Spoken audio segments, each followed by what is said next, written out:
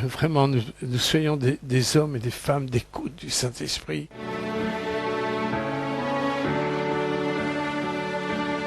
Ce matin, je vais vous apporter la parole. Ce message que je vous ai apporté, j'ai donné ce message lorsque je suis passé dans le Jura, mais je veux le donner un petit peu différemment que comme je le donnais à Dole, dans le Jura, lorsque je suis passé l'autre jour.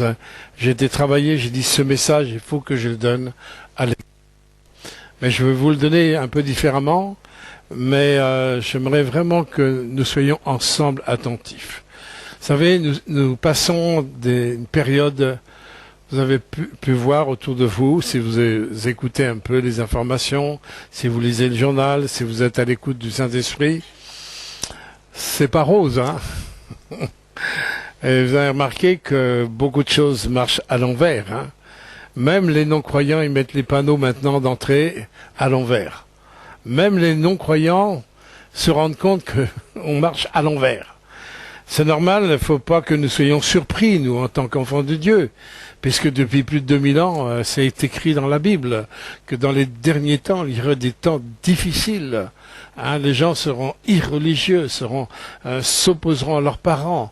Il y aura des guerres, des bruits de guerre. Hein, il y aura de la haine, etc., des débauches et tout ça. Les gens auront l'amour de l'argent. C'est écrit. C'était le journal de 2024 qui a été écrit il y a 2000 ans, quoi. Donc il ne faut pas que nous soyons étonnés. Et surtout que le Maître est de retour. Mais ce qui est important, c'est nous en tant qu'Église. Parce que Jésus s'est pas simplement suscité un corps pour que nous soyons assis le dimanche matin au culte là, où nous nous réjouissons. Nous bénissons le Seigneur pour la communion fraternelle, nous bénissons le Seigneur pour tout ce que nous pouvons vivre ensemble. Mais nous ne sommes pas des chrétiens du dimanche. Dieu a appelé des disciples. Il nous a jamais demandé de faire des chrétiens du dimanche. Il nous a dit, allez, faites de toutes les nations des disciples. Et un disciple, c'est celui qui suit le maître. Et tous ceux qui ont suivi le maître depuis le départ, pour certains, ça leur a coûté cher, puisqu'ils ont été jusqu'à donner leur vie pour simplement le fait d'annoncer la puissance de résurrection de Jésus-Christ, où toute notre foi repose sur la résurrection de Christ, qui transforme nos vies. Et nous ne sommes plus jamais seuls lorsque nous avons fait une rencontre avec Christ, mais Dieu veut vraiment que son Église soit vraiment ses sacrificateurs, dignes de ce nom, des personnes qui servent Jésus, des personnes qui aiment Jésus, des personnes qui apprennent à mettre leur pas dans les traces du Maître, de celui que nous servons. Nous ne sommes pas au service d'une religion, quelle qu'elle soit, même évangélique, protestante, etc., ou élim, nous sommes au service de celui qui est sorti vivant du tombeau le matin de Pâques. C'est lui que nous servons. Même dans un cadre où on est obligé d'avoir des cadres dans ce monde, mais nous ne sommes pas au service du cadre. D'accord ? On n'est pas au service du cadre, on est au service du Maître. Et nous savons que dans la parole de Dieu, dans Ésaïe chapitre 13, verset 4, que Dieu, il veut passer en revue l'armée qui doit combattre. La dernière église, l'église finitive, a une responsabilité et nous devons accepter d'être passés en revue par lui. Parce que malheureusement, lorsque ces temps difficiles qui vont grandir, l'Église va devoir se positionner de plus en plus. Ici, il y a un livre que j'ai promis à un frère pour qu'il le lise. C'est un livre où Haralan Popov, un pasteur de Bucarest, dans les années 40-50, a été arrêté par les communistes de l'époque pour renier sa foi. Il a fait 14 ans de prison. Il a été torturé. Mais il a vécu des renouvellements puissants où les anges de Dieu sont venus, des visitations de la présence de Dieu. Ils n'ont pas pu l'achever. Et au contraire, après toutes ces grosses épreuves, hein. Il a été un témoin partout de l'évangile, de la puissance de l'évangile. Et lorsque nous disons au Seigneur, je veux te suivre, il ne faut pas oublier que nous allons le suivre sur son chemin, sur le même chemin qu'il a suivi. Hein, il a été haï, nous serons haïs. Il a été rejeté, nous allons être rejetés. Hein, il a été calomnié, nous allons être calomniés. Il a été crucifié, nous serons crucifiés d'une manière ou d'une autre. Ou au moins notre chair, elle est crucifiée. Vous savez, suivre Jésus-Christ, c'est simplement une religion qu'on suit avec quelques chants le dimanche matin, ça ne va pas servir grand-chose. Le monde a besoin de voir le corps de Christ sur cette terre. Le monde a vu le corps de Christ dans l'Église primitive, où les œuvres du malin ont été brisées, ont été cassées. La puissance du Saint-Esprit s'est manifestée. La puissance du royaume a été libérée. Par qui? Par Jésus? Alors oui, par Jésus. Mais à travers le corps qu'il s'est suscité lorsqu'il est mort sur la croix. Dieu veut nous utiliser tous. Et je pense, et les enfants, hein, même, je parle aux enfants aussi, hein, même Timothée, t'es derrière le poteau, là, on joue à cache-cache, hein, mais je te vois, hein. Hein, même les enfants, soyez attentifs, je crois que Dieu veut même toucher les enfants.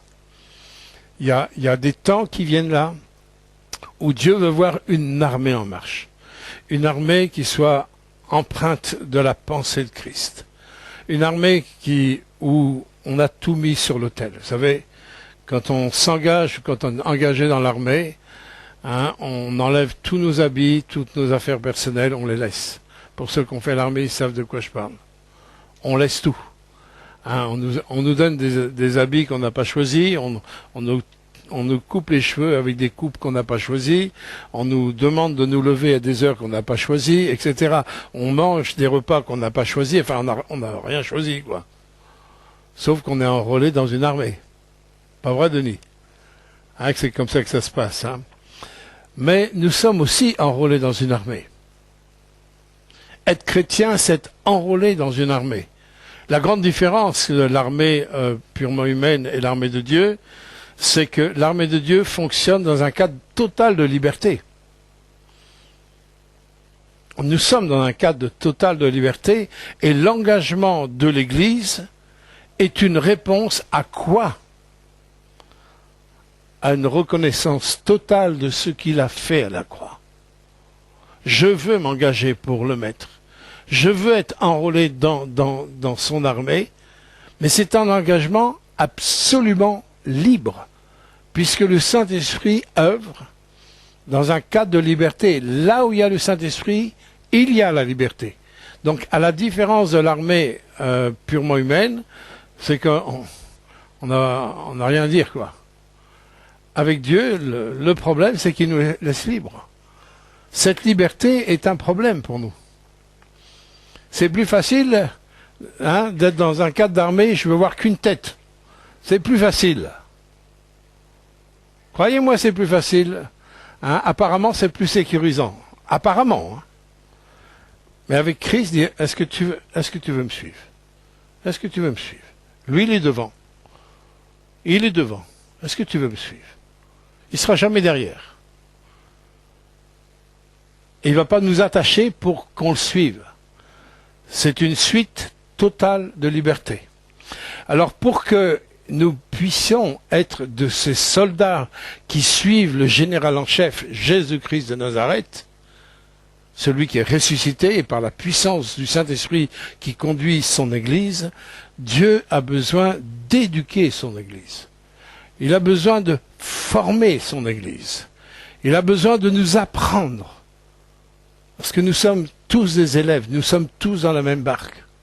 Nous avons besoin d'apprendre à écouter sa voix. Nous avons besoin d'apprendre à fonctionner comme il fonctionne. Vous vous souvenez, je vous ai dit, quand Dieu nous a créés à son image. Il nous a créés à sa ressemblance. Donc nous devons savoir comment Dieu fonctionne, comment Dieu pense, comment Dieu agit. Nous devons au moins savoir ça. Et nous savons que Dieu fonctionne par la parole. Dieu parle et les choses se font. Dieu parle et les choses se font. Et Dieu veut nous apprendre aussi à libérer le verbe, à libérer la parole réma, à libérer des paroles de vie qui vont changer les choses. Quand nous libérons sa vie, les choses changent. Et Dieu veut pas que ça soit simplement quelques personnes qui sont sur l'estrade derrière un pupitre. Non, il veut que ce soit son peuple. Moi, je crois que Dieu peut utiliser des enfants. Hein. Il a bien une fois utilisé Déborah pour guérir une enfant qui avait des verrues plein les mains. Elle a prié et le Seigneur a guéri. Est-ce qu'elle a un pouvoir de guérison? Non. Elle a simplement une foi dans celui qui guérit. Si Dieu est capable d'utiliser un enfant qui n'a même pas la connaissance, mais qui a un cœur, et qui a une spontanéité, et qui a des réflexes pour dire la vérité. Dieu l'a fait avec Naaman, une petite fille. Ah, moi je connais en Israël un prophète qui peut le guérir. Petite fille. Est-ce qu'elle avait fait des grandes études de théologie? Non. Mais elle savait. Et le peuple doit savoir qui on sert. Il doit savoir, lorsque nous louons Jésus-Christ, lorsque nous servons Jésus-Christ, nous devons savoir qui il est. Il est tout sauf une religion. Il est le maître, il est le roi, il est le verbe, il est le créateur. Il n'a ni commencement ni fin. Il est venu s'incarner avec une parenthèse sur la terre. Mais en fin de compte, il était depuis avant qu'Abraham fût, il était déjà. Parce qu'il est le créateur, il est Dieu. Il n'est pas n'importe qui. Donc celui que nous servons, il veut nous éduquer comme un papa. Et je vais vous parler ce matin d'une prophétie, d'une pédagogie d'un prophète, Ézéchiel, comment Dieu va s'y prendre pour apprendre à Ézéchiel de fonctionner comme Dieu, dans une situation un peu semblable à la nôtre. Et on va lire Ézéchiel 37. Je te remercie, Père. Ta parole est la vérité. Nous avons besoin de ton esprit, Seigneur. Seigneur, que ta voix se fasse entendre, Seigneur, ce matin. Et que nos cœurs, Seigneur, puissent recevoir. Que nous puissions capter, Seigneur, ton message, capter ta pensée. Seigneur, nous voulons être ces serviteurs efficaces. Mais cette efficacité ne peut que passer par toi, à travers nous. Seigneur, viens nous aider ce matin. Au nom de Jésus-Christ. Amen. Ézéchiel, chapitre 37, verset 1, dit « La main de l'Éternel fut sur moi ». Déjà, première question, est-ce que la main de l'Éternel est sur ta vie, quoi? Est-ce que tu as accepté que sa main soit sur ta vie? Quand il y a une main sur la vie de quelqu'un, ça veut dire qu'il y a une autorité. Il y a une autorité sur ta vie. Est-ce qu'on accepte que Dieu ait toute autorité sur ma vie? Mais à partir du moment où j'accepte que la main de l'Éternel soit sur ma vie, c'est-à-dire que son autorité soit vraiment sur ma vie, il va entrer en action pour faire de ma vie ce qu'il veut. Quand je dis, Seigneur, je te donne toute ma vie, on va pas être comme au restaurant avec le menu. Oui, mais pas ça. Ça, j'aime pas ça, Seigneur. Ah, oui, je te donne. Ah non, pas ça. Non, on n'est pas dans un menu de restaurant. Avec Dieu, c'est du 100%. Jésus nous a pas donné une vie à 99%. Il nous a tout donné. Tout. J'accepte qu'il ait une autorité sur ma vie. Alors, vous savez, quand Dieu a sa main sur nous, il faut vous rappeler que dans Isaïe 55, il est dit que les voies de Dieu ne sont pas les nôtres, que ses pensées ne sont pas les nôtres, et autant l'Occident est séparé de l'Orient, autant les pensées de Dieu sont séparées des pensées de l'homme. Et autant l'Orient est séparé de l'Occident, autant les voies de Dieu aussi sont séparées. C'est-à-dire qu'on va accepter que Nous, on est là et Dieu veut nous amener là. On va accepter d'être bousculé un peu dans nos logiques. On va bousculer dans nos cultures, dans nos histoires, bousculer dans nos raisonnements, etc. Il faut que nous acceptions d'être bousculés. Si on veut rester que dans nos sécurités, eh bien tu n'iras jamais plus loin que là où tu en es. Oh! Je pense... Ah, merci. Il y a quelqu'un qui dit Amen. Ouf. Merci, je peux continuer, Seigneur. Si on reste dans nos sécurités, on n'ira jamais plus loin que là où on en est. Et pour marcher dans ce que Dieu veut, à chaque fois, Dieu nous fait passer par des étapes, d'une manière ou d'une autre, sous une forme ou sous une autre, mais pour qu'on puisse franchir une autre dimension qui est peut-être insécurisante dans l'extérieur, mais combien elle va être efficace entre les mains de Dieu et dans nos mains. Ce que Dieu nous demande de faire ou de dire portera toujours du fruit. Hello. Est-ce que c'est pas à ça que nous sommes appelés? Je vous ai appelé afin que vous portiez du fruit et que votre fruit demeure. C'est bien à ça que l'Église est appelée. Il n'a pas dit ça simplement aux pasteurs qui sont sur l'estrade. Il dit ça à son Église. Je vous ai appelé, vous êtes appelés. La main de Dieu est sur vous. Et il veut que vous portiez du fruit. Mais du fruit, simplement en restant dans vos sécurités, ça va être beaucoup plus compliqué. Parce que c'est du fruit qui vient de la pensée de Dieu, des plans de Dieu, qui sont diamétralement opposés aux nôtres. Et lorsque la main de Dieu est sur nous, il se passe des choses un peu bizarres. L'Éternel me transporta en esprit et me déposa dans le milieu d'une vallée remplie d'ossements. Très intéressant, ça. Ah, je pensais que c'était au Club Med que tu m'emmenais. Si, de vous mettre à la tête du prophète. Essayons de nous mettre de la tête du prophète. Il est transporté par l'esprit, c'est déjà extraordinaire d'être transporté. Mais tout d'un coup, devant une vallée d'état d'os. Alors cette prophétie, pour ceux qui ne connaissent pas la parole, est très liée d'une façon directe à une prophétie sur le retour du peuple d'Israël sur le territoire d'Israël. En plusieurs étapes où Dieu rassemble le peuple d'Israël dans un premier temps. Il ramène ses enfants de partout le monde. Il ramène ses enfants sur le territoire d'Israël dans un premier temps. Dans un deuxième temps, le souffle de Dieu va venir et il va y avoir comme une résurrection, une armée qui va se lever, qui est liée aussi à Israël. Et je vous renvoie dans Romains chapitre 11, où Dieu nous parle du rétablissement d'Israël. Donc, il y a un rapport directement à Israël. Mais c'est pas là-dessus que je veux vous parler ce matin. Je veux vous parler sur la pédagogie, sur la formation du prophète pour arriver à ça. Parce que Dieu va utiliser les mêmes choses, les mêmes moyens. Il utilise des moyens qui vont être à sa ressemblance à lui. Et là, le prophète se retrouve devant une vallée d'ossements desséchés. C'est un peu bizarre. Il me fit passer auprès d'eux, tout autour, et voici, ils étaient fort nombreux, et à la surface de la vallée, ils étaient complètement secs. Vous savez, quand les eaux sont complètement secs, je veux dire, il n'y a pas d'espérance.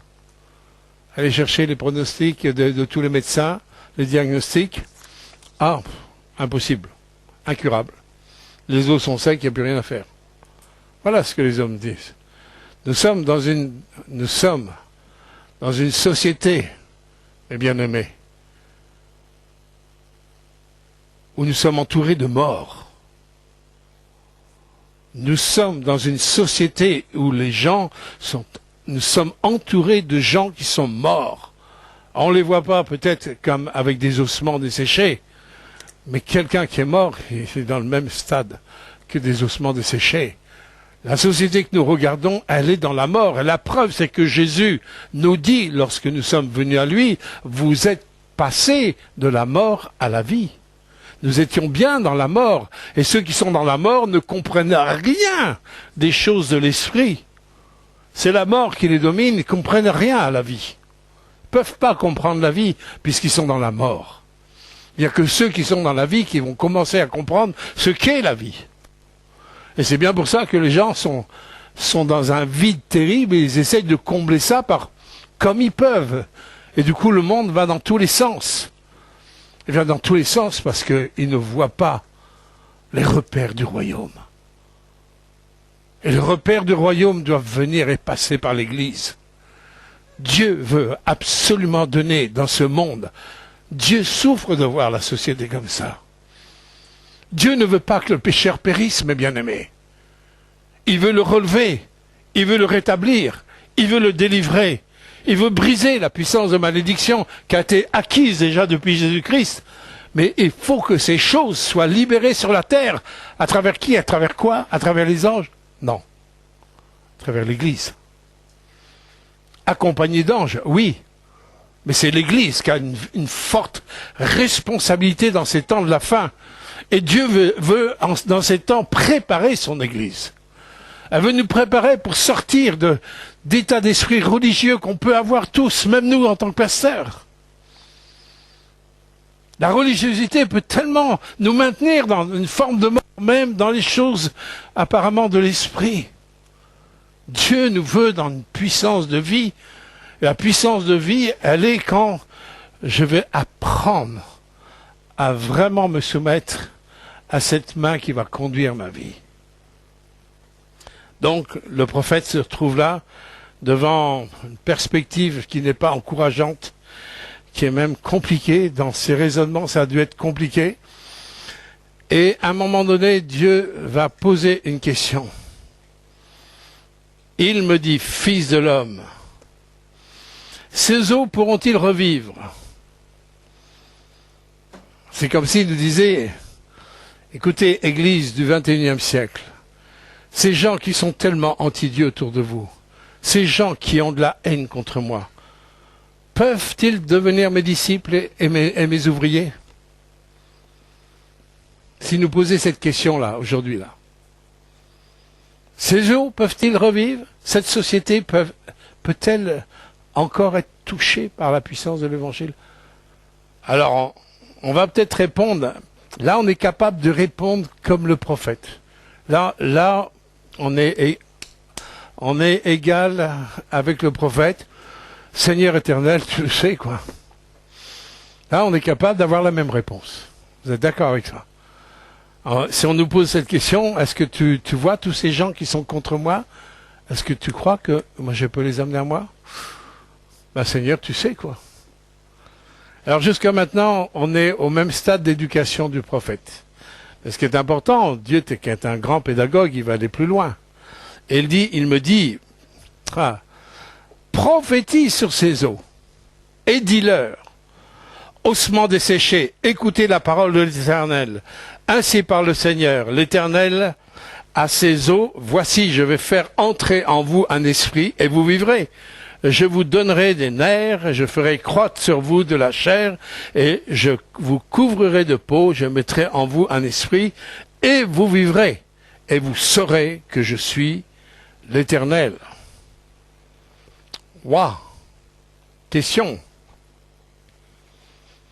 Si Dieu me dit de prophétiser devant des morts, devant des gens qui sont tellement à l'opposé de la vie de Dieu, et de libérer la parole, comme le prophète l'a dit, est-ce que je le ferai? Ça, on a moins de certitude de dire, oui, on fera comme le prophète. Là, il y a peut-être moins de certitude, vous comprenez? Parce qu'on commence à déstabiliser la nature humaine, on commence à déstabiliser les raisonnements humains, on commence à déstabiliser la logique, on commence à déstabiliser la sagesse humaine. Dis, voilà, je vais faire venir ça. Et Seigneur, si tu le fais pas, je vais avoir l'air de quoi? Non? Et si tu le fais pas, Seigneur, je vais avoir l'air de quoi, moi? Tu regardes à toi ou tu regardes à lui? Vous savez, on est tous dans la même barque, là. Mais là, le prophète, il va se laisser éduquer. Il va se laisser éduquer. Parce que verset 7, regardez le verset 7. Je prophétisais. Waouh! Là, il a fait un pas, un peu comme Pierre quand il a enjambé la barque. Il commence à mettre le pied dans des choses instables. Là. Vous savez, il a commencé à mettre en dehors de la barque le pied sur de l'eau. Ben, l'eau, c'est l'eau, hein. Normalement, c'est pas dur. Hein. Là, mais il a commencé à mettre son pied dans quelque chose d'instable. Quand on commence à rentrer dans les dimensions du surnaturel de Dieu, il n'y a pas de stabilité selon nos cadres, selon nos raisonnements, selon notre sagesse, selon le principe qu'on peut connaître sur le plan humain. On n'est pas branché sur ce courant-là, mes bien-aimés. Dieu est en train de nous brancher sur un autre courant, qui est le courant du royaume. Il veut nous apprendre à fonctionner comme lui pour dire, pour libérer des paroles de vie qui vont changer les choses.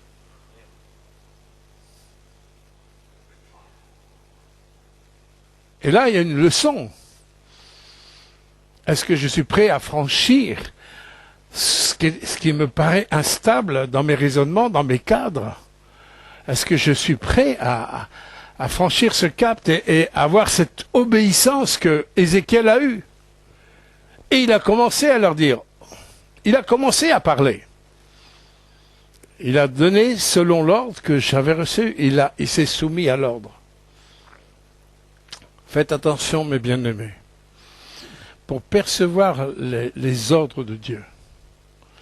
Avant d'avoir des ordres aussi flagrants, aussi puissants, aussi forts que ça, Dieu, il nous teste. Il y a des gens qui disent, moi, j'entends pas les ordres de Dieu. Ok. Ah bon? Dieu serait-il pas juste? Il donne les ordres aux uns et pas aux autres? Non, c'est impossible qu'il soit pas juste, puisque dans les vertus de Dieu, dans les absolus de Dieu, Dieu est juste. Donc c'est pas possible qu'il soit pas juste. Dans les absolus de Dieu, Dieu est juste. Il n'est pas possible qu'il commette un acte d'injustice. Est-ce que Dieu favoriserait les uns ou les autres? Ça, c'est pas possible, mes bien-aimés. Donc le problème ne peut pas venir de Dieu. Pour entendre un ordre de Dieu, Dieu, il va, comme quand on affûte un couteau, il va commencer doucement pour bien affûter le couteau. Mais avant que le couteau coupe, il faut affûter plusieurs fois. Moi, quand j'étais jeune, je coupais des champs avec une faux et il fallait que j'aiguise ma faux avec une pierre. Et vous voyez, c'est pas un coup de pierre que ça marche. Il faut aiguiser plusieurs fois. Il faut passer plusieurs fois. Et dans notre quotidien, combien de fois je vous dis, attention, votre quotidien est votre école biblique. Hello? Votre quotidien est votre école biblique. Et il y a des choses que Dieu peut nous demander, des choses toutes simples. Des choses simples. Dans le quotidien. Quand tu fais des courses, quand tu fais ton travail, quand tu es avec tes voisins, quand tu es dans la rue. Ah, tu n'es pas dans une église où tu chantes les cantiques. Ah, il n'y a pas tous les autres chrétiens autour de toi. Oui, mais il y a les anges autour de toi. Il y a Jésus qui est avec toi. Et lui, il continue l'école biblique du 24 heures sur 24. Il ne chôme pas en tant que pédagogue, parce qu'il veut nous former en tant que disciples. Il veut nous former en tant que disciples efficaces pour que les œuvres du malin soient brisées et que la gloire de Dieu soit vue sur cette terre des vivants. Comme il est dit, et vous saurez que je suis l'Éternel. C'est ce que nous venons de lire. Il veut vous utiliser à ça, mes bien-aimés. Pour que vous puissiez être convaincus de ça. Faites attention aux détails de votre quotidien. Quand dans votre conscience, tout d'un coup, vous sentez quelque chose qui agit là dans votre conscience, faites attention, obéissez. Et plus vous allez obéir, plus vous allez aiguiser votre sensibilité à la voix de Dieu. Plus vous allez être dans le oui au lieu d'être dans le non. Chaque fois qu'on est dans le non, on enlève cette possibilité d'être aiguisé par Dieu. Et plus on va être dans le oui avec Dieu, plus il va y avoir une sensibilité où je vais percevoir les ordres de Dieu. Je vais percevoir le regard de Dieu, la pensée de Dieu. Les ordres Et Dieu, s'il voit que je me laisse aiguiser par lui dans des choses toutes simples qui n'ont pas forcément de conséquences à votre vue, mais pour lui c'est très important parce qu'il est en train d'aiguiser votre sensibilité afin que vous entendiez un jour opportun un ordre qui va avoir de fortes conséquences, comme celle d'Ézéchiel. Prophétise sur ses ossements. Il a entendu l'ordre. Vous savez, quand il y a un ordre de Dieu, il y a une chose qui est certaine, quand il y a le Saint-Esprit qui nous donne un ordre, quand le Saint-Esprit nous parle, il y a une chose qui accompagne le Saint-Esprit, c'est l'assurance. La foi, Hébreux 11, verset 1, la foi est une ferme assurance. Quand je perçois l'ordre de Dieu, dans la perception de la voix de Dieu, il y a une assurance qui est là. Alors si vous laissez après votre raison enfouir votre assurance, ouais, après c'est compliqué, mais quand il y a l'assurance, quand vous entendez la voix de Dieu, foncez mes bien-aimés. Foncez!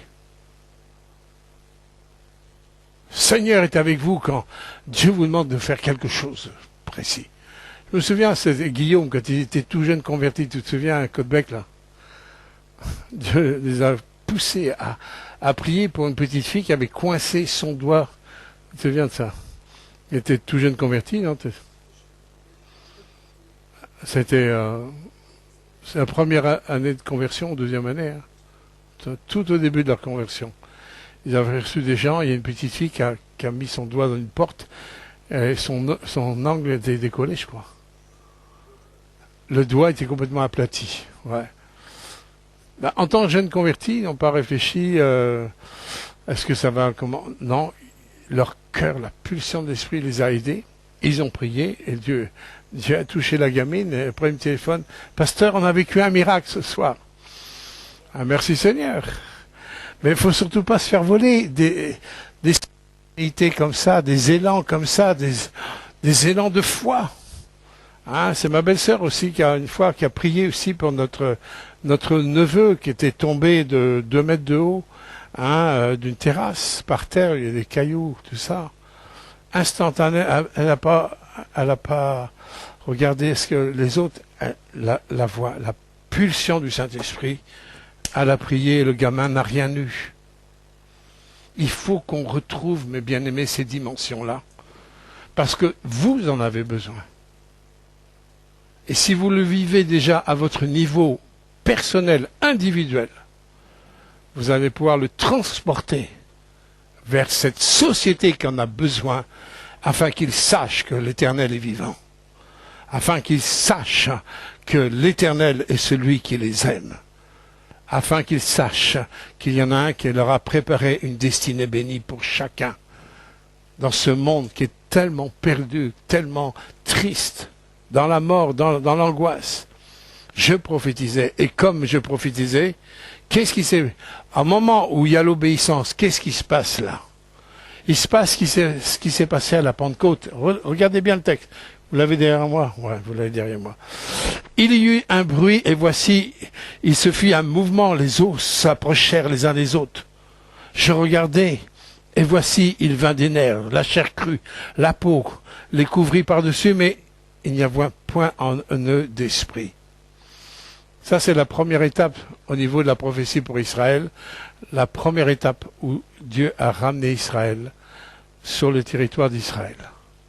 Mais il n'y avait pas d'esprit. Ils sont là, tout est là, la chair est là, les os sont là, tout est là, mais il n'y avait pas d'esprit. Mais regardez ce que le prophète constate au moment où il a prophétisé selon l'ordre de Dieu. Eh bien, ce qu'il voit, c'est ce que Dieu lui avait dit. C'est ce que Dieu lui avait dit préalablement. Où les nerfs allaient venir, hein, les os étaient secs, mais si il allait prophétiser, voilà ce qui allait venir. Il a constaté par un vent.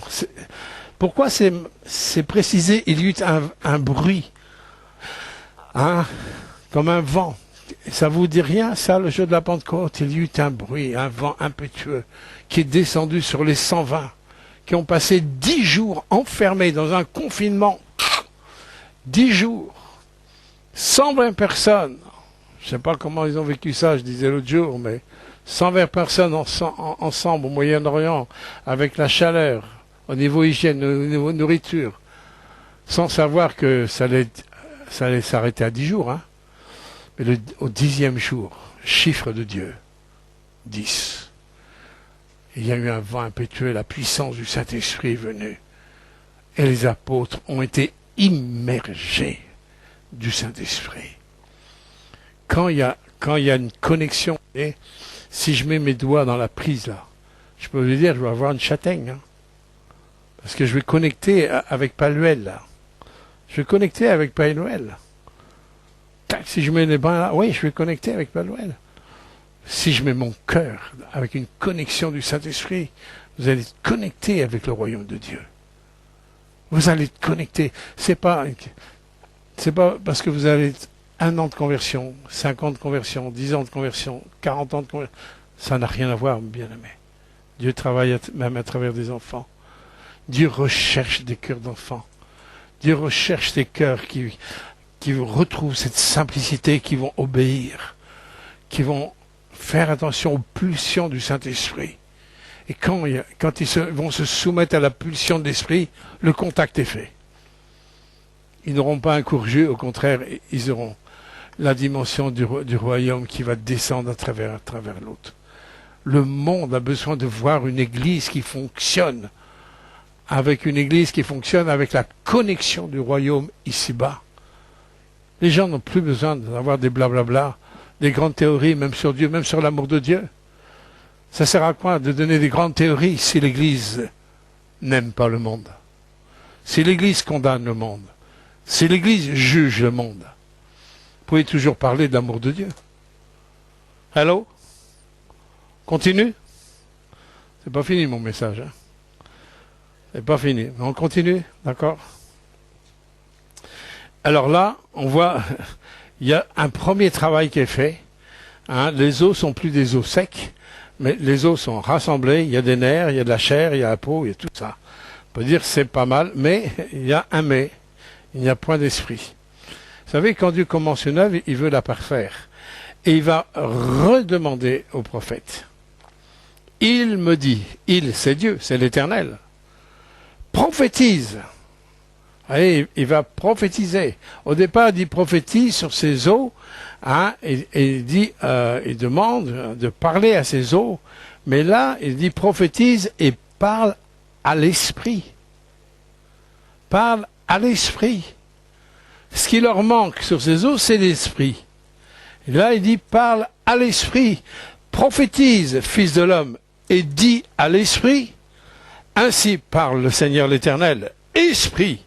Viens des 4 vents, souffle sur ces morts, qu'ils revivent. Voilà ce que l'ordre de Dieu.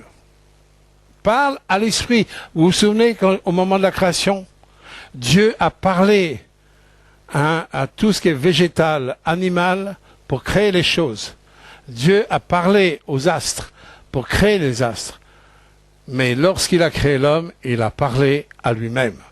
Faisons l'homme à notre image, à notre ressemblance. Et là, il y a toujours une connexion entre ce que je vais dire par rapport à ce qui va être fait, où il va y avoir une direction qui est en rapport direct avec ce que Dieu veut faire. Dans un premier temps, Dieu voulait mettre juste la chair, les nerfs, les os, sur les os et tout ça. Les rassembler. Voilà. Donc il a demandé de parler comme ça. Dans un deuxième temps, là, il manque l'esprit. Donc il va te demander de parler à l'esprit. Parce que c'est l'œuvre du Saint-Esprit. Ni par puissance, ni par force, mais par ton esprit. C'est l'œuvre du Saint-Esprit. Et là, il va s'adresser à l'esprit des 4 vents. L'esprit des 4 vents qui va venir, c'est l'esprit de Dieu qui va venir. Il me dit, fils de l'homme. Alors, l'obéissance du prophète, verset 10, dit, je prophétisais selon l'ordre qu'il m'avait dit. Et, au moment où il y a l'obéissance, Ben, il y a les doigts dans la prise, quoi. Il y a la collection. Il commence à parler, et il y a le fruit, et l'esprit entra en eux. Il reprit vie, ils se tinrent sur leurs pieds, c'était une armée nombreuse, très nombreuse. Ah, c'était une armée. Je reviens, je rebobine. Qu'est-ce que Dieu voyait dans la vallée des ossements? Et qu'est-ce qu'Ézéchiel voyait dans la vallée des ossements? Question de vision qui est importante. Dieu, au commencement, bien sûr, il voyait ses ossements. Mais en vérité, Dieu voyait déjà une armée. Dans un premier temps, il y avait les ossements, mais Dieu voyait déjà une armée. Et ça, c'est tout à fait le principe du fonctionnement avec le Saint-Esprit. Alors que Ézéchiel, lui, qu'est-ce qu'il voyait? Il voyait qu'un tas d'os. Il ne voyait pas l'armée. Il a fallu que Dieu lui parle et qu'il obéisse pour l'emmener petit à petit dans ce que Dieu voyait au départ. Et ça, c'est le grand principe du Saint-Esprit dans nos vies. D'apprendre à voir comme Dieu voit. Et la question, quand il est dit, je crois, c'est dans le psaume 11, au niveau de que fera le juste dans ce monde, dans le tumulte des nations. Donc quand les nations ont perdu tout repère, qu'est-ce que fera le juste? Qu'est-ce que fera le juste? Qu'est-ce que fera l'Église lorsque les nations perdent tous les repères? Et là, en 2024, les nations ont perdu tous les repères. Même les politiques, ils ne savent plus comment faire. Ils sont dépassés, ne pensez pas qu'ils savent. C'est pas vrai. Hein? 5e année de Sciences Po, tu peux le dire, hein? Ils savent pas. Est-ce qu'ils savent? Non, ils savent pas. Ils savent pas. Ils cherchent. Ils se regroupent, ils font des commissions, ils discutent. Ah, la matière grise, elle tourne. Mais en vérité, ils ne savent pas. Comment peuvent-ils savoir, sinon avec une église qui soit vraiment l'église de Dieu? Une église remplie du Saint-Esprit. Une église qui a fini avec le nombrilisme. Ou même dans nos prières, dans nos requêtes, c'est toujours nous, moi. Occupons-nous des affaires de Dieu et Dieu s'occupe des nôtres.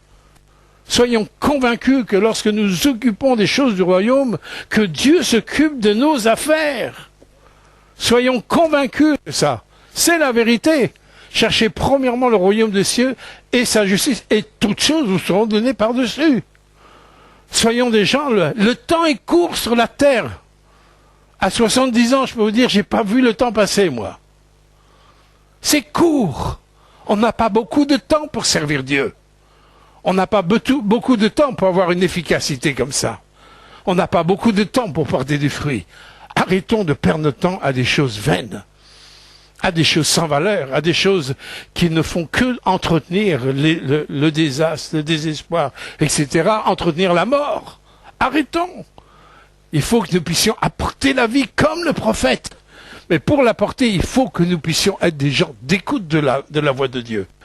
Et non seulement des gens d'écoute de la voix de Dieu, mais des gens qui vont obéir à la voix de Dieu. Et dans l'obéissance, il va y avoir ce que nous voyons avec le prophète. Il va y avoir la même chose. Ce qui s'est produit là, ça s'est produit avec les premiers apôtres. Ils ont écouté la voix de l'Esprit, ils ont agi. Et même quand on leur a demandé d'arrêter de parler de Jésus, il dit, vaut mieux obéir à Dieu plutôt qu'aux hommes. Mais heureusement qu'ils ont été des hommes de l'Esprit. Heureusement qu'ils se sont occupés des affaires de Dieu, parce que nous n'aurions pas l'évangile aujourd'hui. Et là, nous pouvons rendre gloire à Dieu pour toutes les générations qui ont donné leur vie, parfois en sacrifice, pour que en 2024, nous ayons l'évangile, la teneur de l'évangile, comme c'était dans les premiers siècles.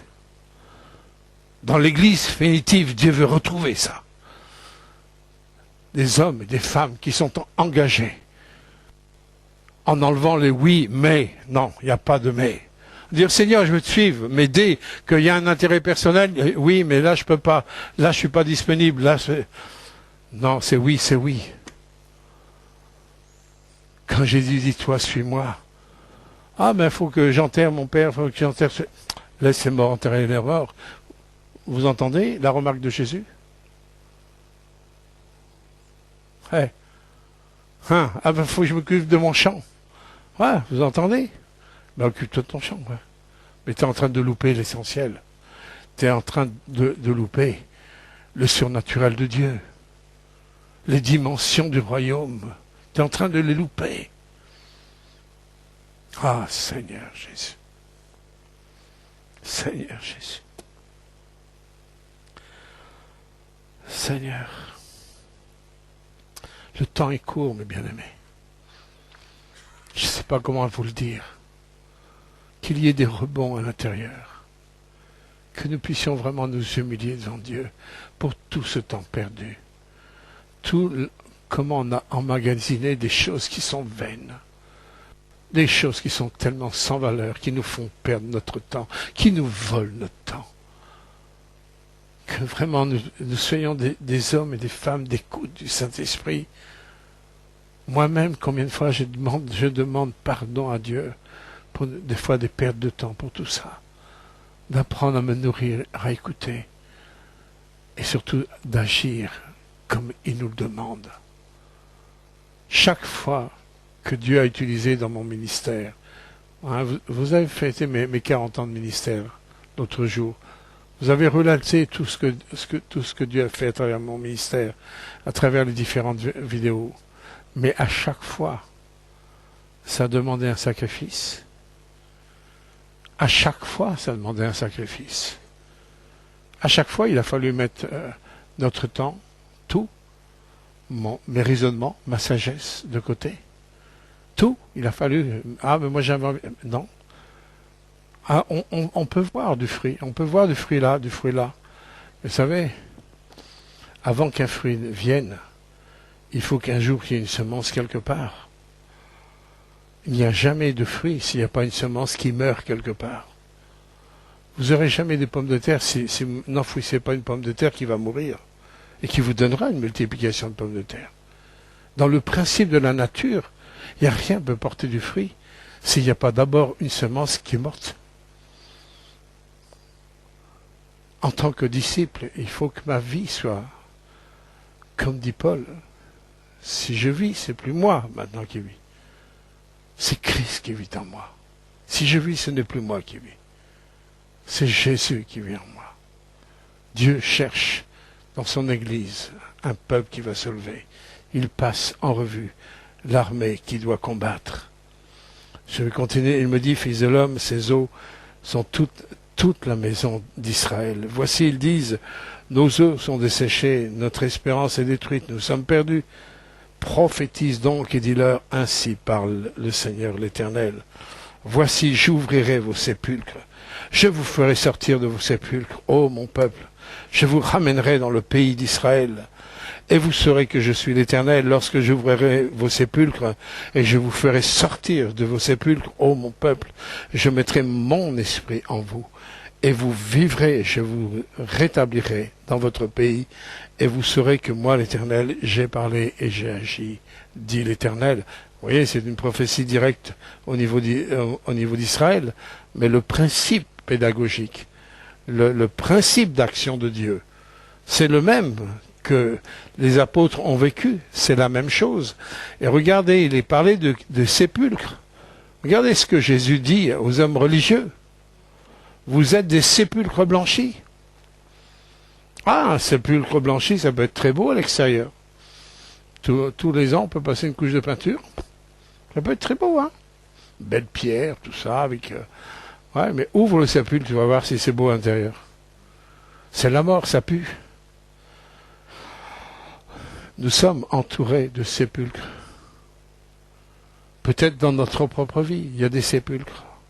Peut-être il y a des choses qui sont encore dans la mort. Est-ce que ma vie va être vraiment à la disposition de Dieu pour que les sépulcres s'ouvrent, pour que la vie puisse jaillir, pour que le monde puisse savoir que Jésus est vraiment ressuscité. Regardez un des indices que le Seigneur donne dans la première Église. Ils reconnaîtront que je suis ressuscité à l'amour que vous aurez les uns pour les autres. Déjà sur la qualité de notre amour, Dieu veut nous tester. Comment on peut se permettre de parler mal à nos femmes, à nos maris, à nos enfants, à nos frères, à nos sœurs, à nos voisins, collègues de travail ou autres? Comment on peut se permettre de parler mal? On est agacé. Eh bien, est-ce que c'est une raison? Parce que tu es agacé, tu dois parler mal à l'autre? On ne se rend même pas compte que Jésus dit, mais celui qui dit imbécile, raka, à son frère, il mérite le feu de la géhenne. On peut dire, raka, c'est pas grand-chose, imbécile, hein? Ça veut dire imbécile. Ou celui qui a perdu du sens. C'est pas... Hein? Il y a pire hein, comme mot, hein? Non? Il y a pire. Comment se fait-il qu'un mot assez basique, que le Seigneur, il nous interpelle, celui qui dit raka à son frère, il mérite la gêne. Parce que déjà, il y a le processus de la séparation, de la division. Déjà, il y a la rancœur, la rancune, il y a les non-pardons. Déjà, il y a la racine de la mort qui est là. C'est pour ça que c'est grave. Vous n'avez jamais lu dans les Fables de La Fontaine, celui qui vole un œuf, vole un bœuf? Oh ben imbécile, c'est pas grave.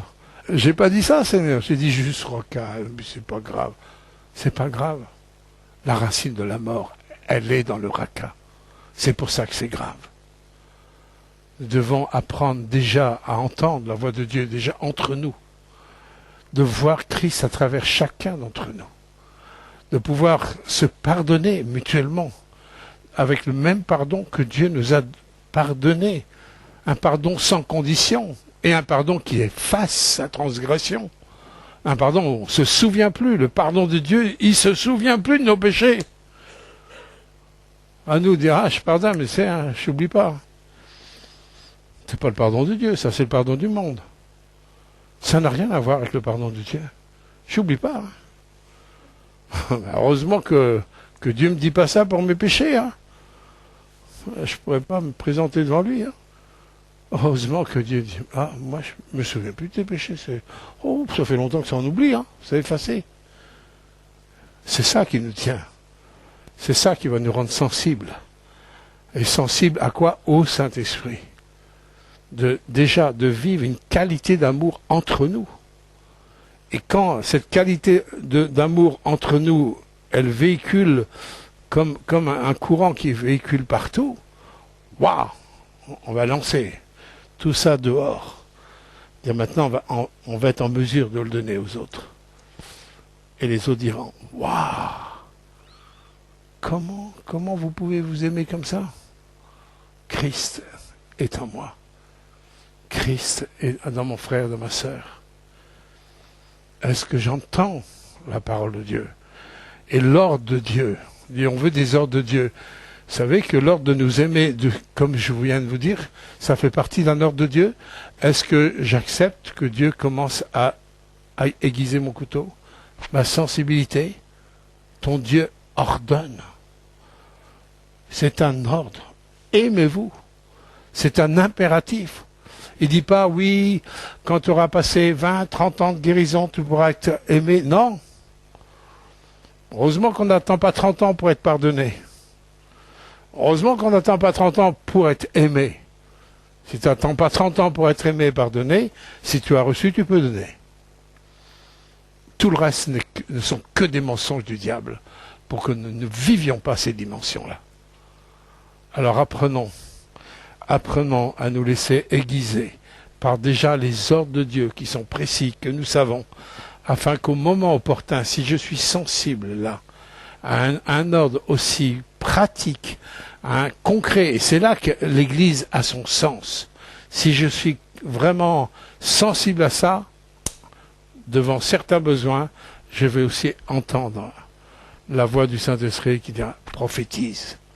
Prophétise sur un tel, prophétise sur un tel, prophétise devant cette montagne qui est là devant toi. Croyez-moi, je pourrais vous apporter beaucoup de témoignages de choses qui se sont produites de cette manière-là.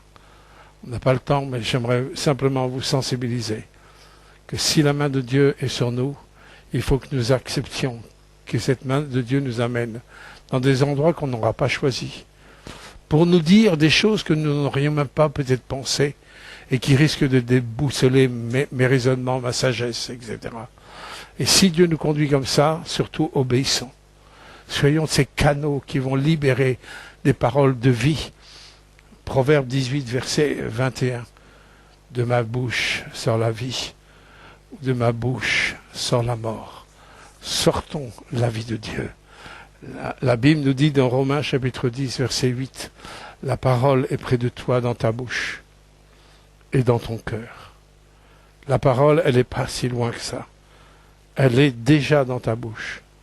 Elle est déjà dans ton cœur. Il faut simplement ne pas l'étouffer par les faux raisonnements, par les mensonges de l'adversaire. Mais la parole de Dieu, elle est déjà là. Pourquoi? Parce que Dieu est dans ton cœur. Parce que Jésus est dans ton cœur. La parole de Dieu, elle est déjà là. Ne pense pas qu'elle est loin. Elle est déjà là dans ton cœur. Ne laisse pas étouffer les paroles de vie qui sortent de Jésus-Christ, notre Sauveur et Seigneur. Que le nom du Seigneur soit béni. Soyons une église de vie qui libère la vie. Déjà qui apprenons à nous soumettre à cet ordre de nous aimer les uns les autres. On commet des erreurs, on peut faire du mal qu'on n'a pas choisi de faire. Acceptons, demandons pardon, humilions-nous et pardonnons à ceux qui sont les auteurs. Soyons généreux dans le pardon, avec cette générosité du Père qui a tellement été généreux pour nous pardonner. Amen. Je te remercie, Seigneur, pour ta parole. Merci, tu as voulu éduquer, Seigneur, Ézéchiel, pour cette prophétie tellement importante pour Israël, pour t'en donner 6 siècles avant Jésus-Christ. Et combien, Seigneur, nous avons vu le 14 mai 1948. Tu as été chercher Israël des nations. Tu as ramené, Seigneur, Israël sur ce territoire, qui est le fruit de ta parole, 6 siècles avant. Merci d'avoir utilisé Ézéchiel, qui était un homme comme nous, Seigneur, avec ses défaillances, avec son humanité, qui ne voyait pas plus loin que le bout de son nez, il ne voyait qu'un tas d'os. Mais tu lui as appris à entendre, à écouter, Seigneur, ta voix, pour qu'il libère ta voix.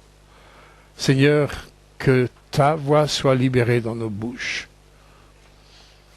Je veux proclamer, Seigneur, sur ton Église, une libération du langage biblique. Je veux proclamer sur ton peuple une libération de vie, Seigneur, de puissance de vie pour guérir les malades. Seigneur, pour venir au secours du malheureux, pour être auprès de ceux qui n'ont personne. Une libération de vie, Seigneur, soit libérée et que tous les faux raisonnements soient brisés. Tout ce qui étouffe, Seigneur, cette puissance de vie soit brisée dans nos vies. Au nom de Jésus. Amen.